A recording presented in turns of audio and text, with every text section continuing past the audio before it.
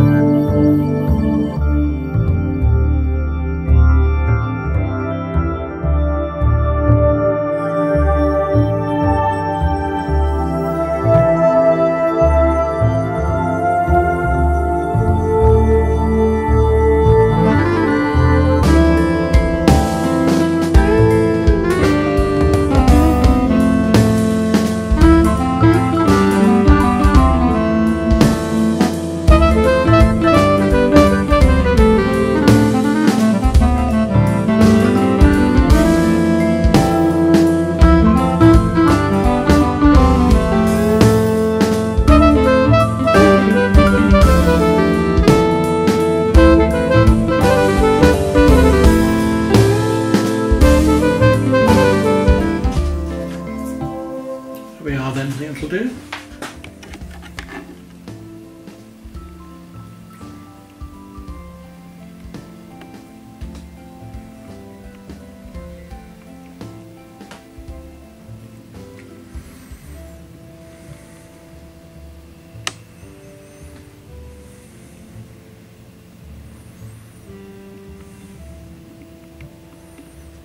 You can see how we can paint loosely with the rollers and then just work up some of the areas a little bit more.